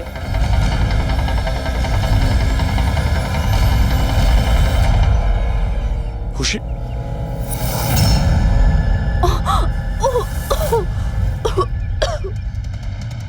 ওরা হয়তো বেশি দূর যেতে পারেনি। ওদের ফটো সমস্ত পুলিশ স্টেশনে পাঠিয়ে দাও, ধরা পড়ে যাবে। 3টেকে তো পরে দেখবো, আগে ওই লোকটার ঘাড় ধরি যার হাত এদের মাথার উপরে আছে। প্রণব। ঠিক আছে।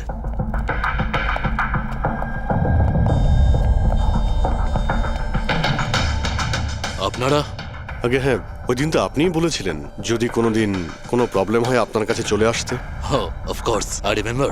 প্লিজ আমাকে বলুন আপনাদের কিভাবে সাহায্য করতে পারি। না ঠিক আছে, আমরা এখানে কিছু জিজ্ঞাসা করতে আসিনি। একটা ব্যাড নিউজ দিতে এসেছি। Bad news?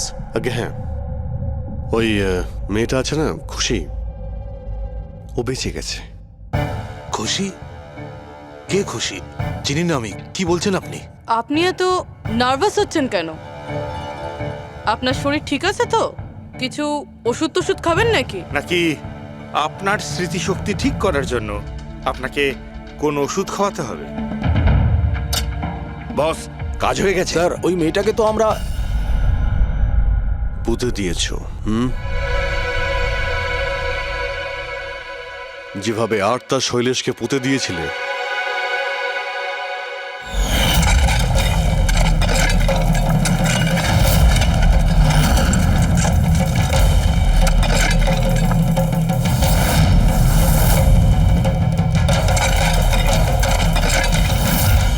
অন্তত ওই জুতোর থেকে ওই সিমেন্টগুলো তো পরিষ্কার করে নিতে, যার নিচে ওই মেয়েটাকে কবর দিয়েছো।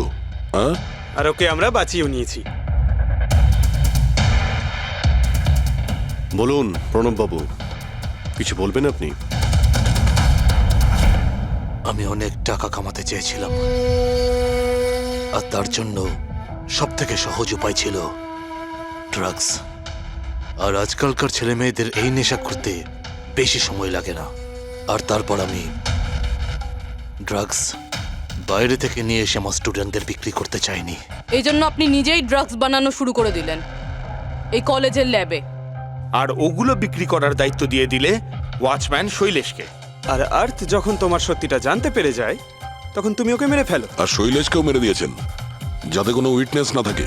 হ্যাঁ, তোমার কি মনে হলো আর্থের ফোনটাকে এখানে ওখানে পাঠিয়ে দিলেই পুলিশ বোকা বনে যাবে? হ্যাঁ, তোমাদের মধ্যে সেই মহান ব্যক্তিটি কে, যে আর্থের মোবাইল নিয়ে ভারত ভ্রমণ করতে বেরিয়েছিল? ও, সেটা তুমি ছিলে? হ্যাঁ, সোশ্যাল মিডিয়াতে ফটো আপলোড করার খুব শখ না তোমার? অনেক শহর তুমি ঘুরেছ, কিন্তু আসামি যতই ঘুরুক শেষে তাকে একটাই জায়গায় আসতে হয়, জেল। তোমরা তিনজন সেখানেই যাবে। আর খুব তাড়াতাড়ি তোমার ভাইপো তুষার আর তার দুজন সঙ্গী লোকেশ আর বীর, ওরা ওখানে চলে আসবে। হ্যাঁ,